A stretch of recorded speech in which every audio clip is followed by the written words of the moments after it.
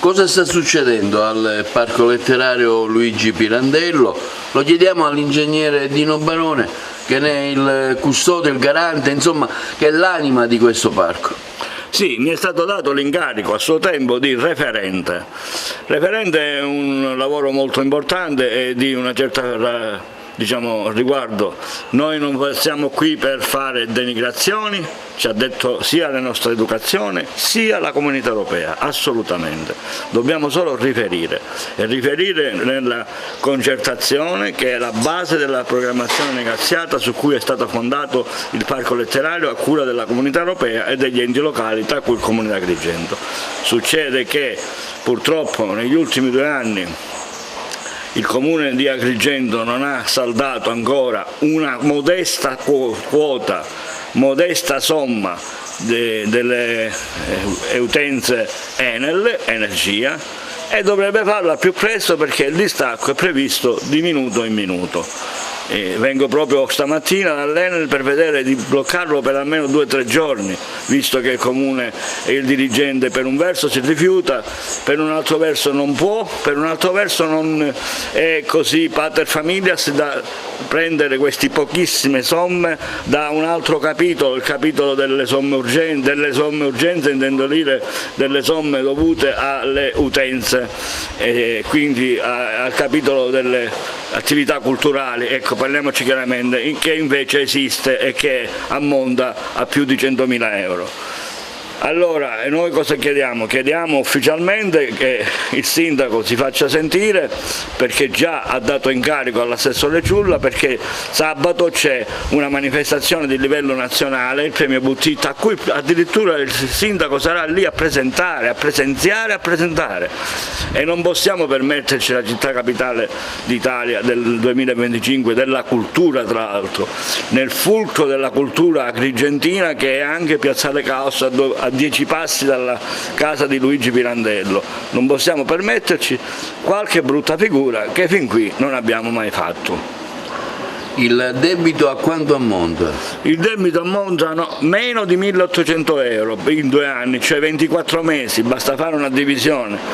Tra 1.800 euro e 24 viene una somma veramente poco esosa, assolutamente, modesta come l'abbiamo chiamata noi.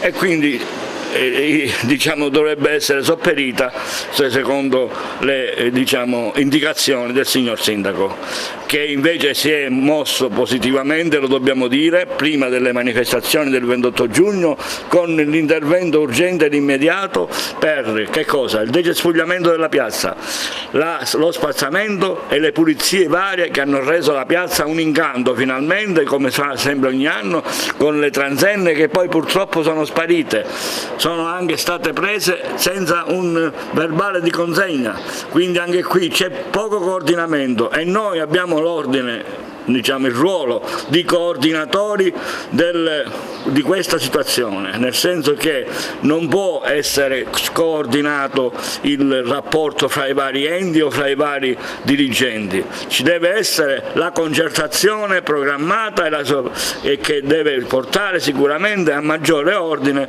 in una città dignitosa che deve ora assurgere entro 2 anni, abbiamo 2 anni di preparazione, a essere capitale, io dico anche è italiana, ma sarà la capitale della Magna Grecia.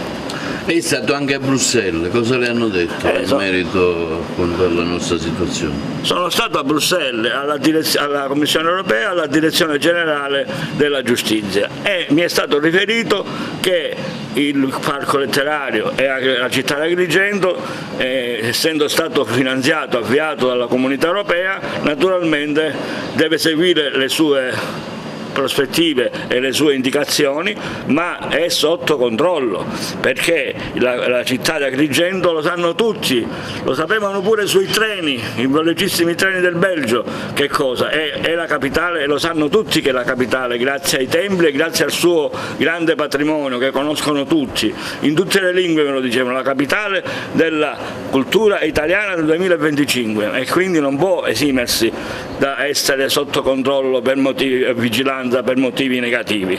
Però il capitolo non esiste al Comune.